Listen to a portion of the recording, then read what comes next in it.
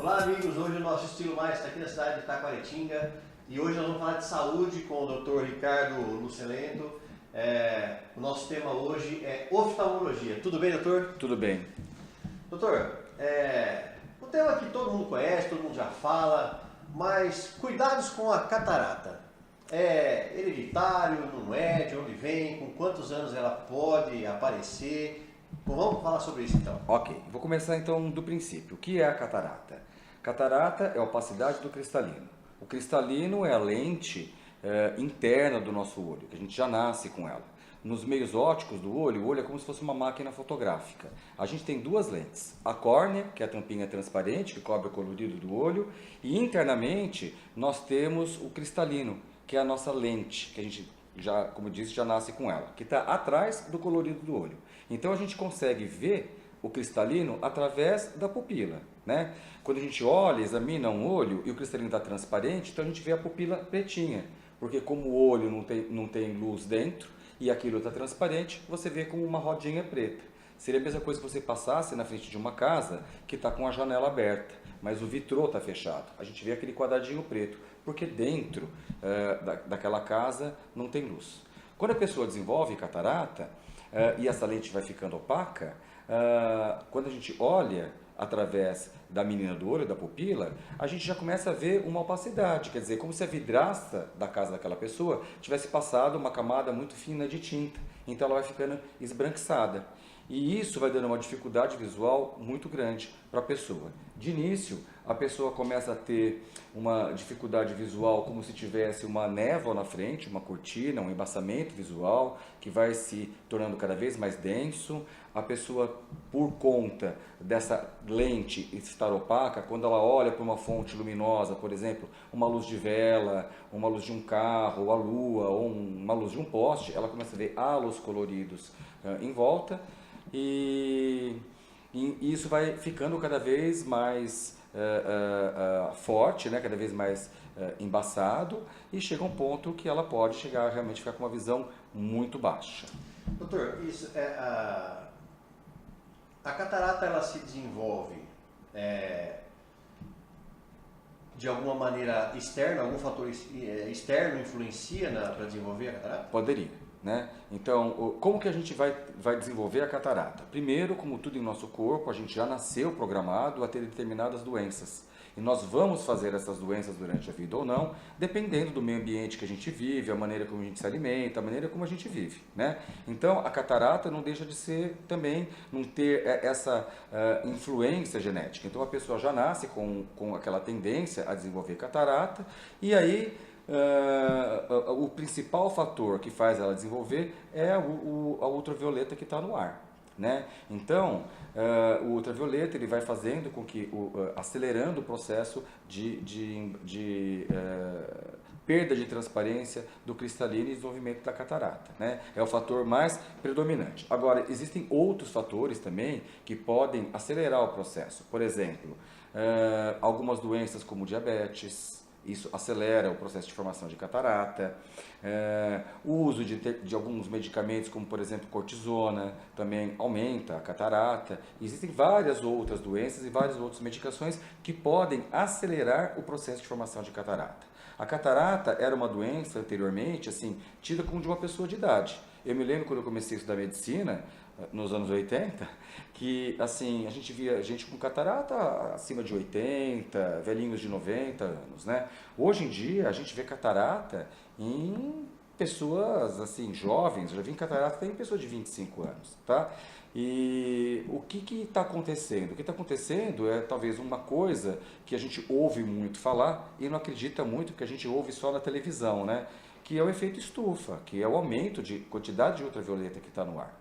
A gente mora num país muito ensolarado e a quantidade de ultravioleta está ficando muito mais forte. E todas as doenças que são mediadas pelo raio ultravioleta estão aumentando muito a incidência. No olho, a catarata, a degeneração macular senil e várias outras doenças que são mediadas ou aceleradas pelo ultravioleta estão caindo a idade que está acontecendo, né? É óbvio que eu digo assim, um jovem que está tendo catarata, não um jovem que teve um trauma ocular, porque um trauma ocular também predispõe à formação de catarata. Mas a idade da catarata, ela está diminuindo cada vez mais. Então, se anteriormente a gente via em pessoas de 80, de 90, hoje, assim, em torno de 55, 60 anos, você já começa a perceber, durante o exame de rotina de um paciente, que aquele cristalino já está começando a ficar opaco. Maravilha. Nós vamos para o intervalinho e voltamos já. Com a tecnologia Urso, você, sua organização, sua empresa estão preparados para enfrentar e vencer todos os desafios desta época moderna. Entre no site www.tecnologiaurso.com.br e veja qual a melhor solução para o seu sucesso. Tecnologia Urso. Tecnologia a serviço do seu sucesso.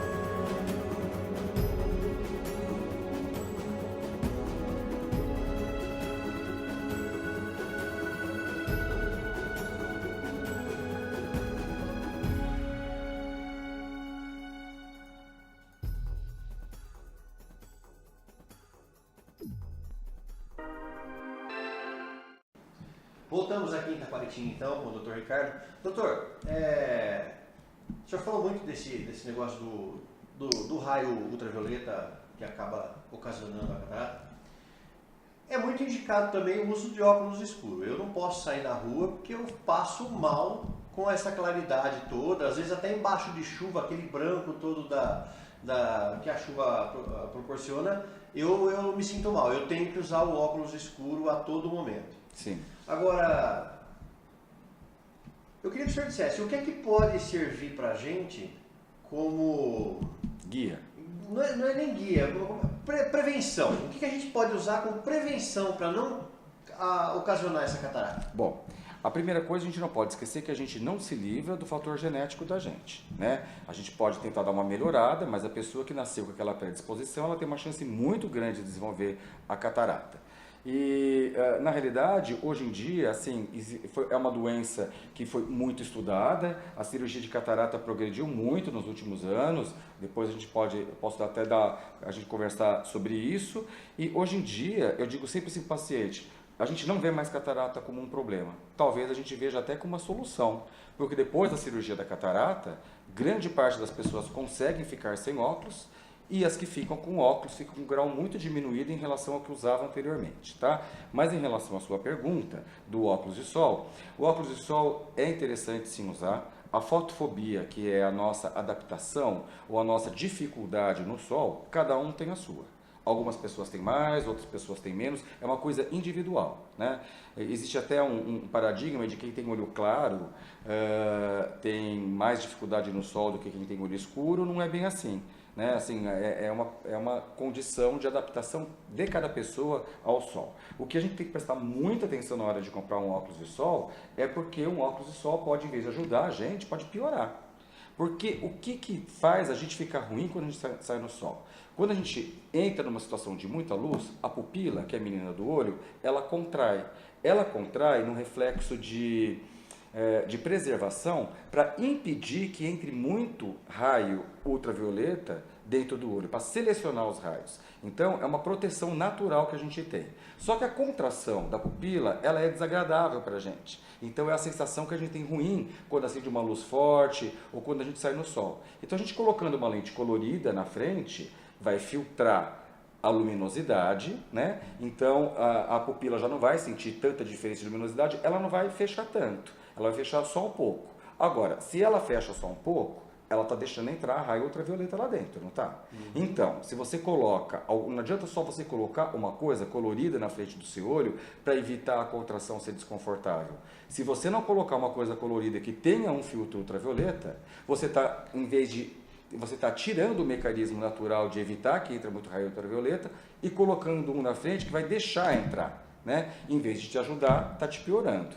Então, um óculos, por exemplo, que dizem, um óculos de barraquinha faz mal, é isso que está querendo dizer, tá? Porque aquela lente daquele óculos pode ser que não tenha um ultravioleta. E ela não está filtrando o ultravioleta. E só a pupila não está contraindo para evitar que entre o ultravioleta, ele está entrando todo lá dentro. Então, assim, você tira aquela sensação ruim ao colocar o óculos, mas para o seu futuro está entrando muito mais raio ultravioleta do que entraria se você tivesse sem óculos. Dá para entender mais ou menos o que eu quis dizer, né? É uma compensação. Então quando você for comprar seu óculos, presta atenção. R$10 pode sair caro pra caramba. Pode, então, pode. Tem que ficar esperto. Mesmo quando a gente vai mandar fazer um óculos na ótica, né? Assim, a pessoa tem grau. Eu vim, trouxe minha receita, eu quero fazer um óculos de sol com essa receita. Você escolhe o óculos de sol, ele vai tirar aquela lente e vai colocar uma outra. A pessoa tem que falar, ó, eu quero que na minha lente tenha a proteção ultravioleta, né? Hoje em dia existe isso até em óculos transparente, né?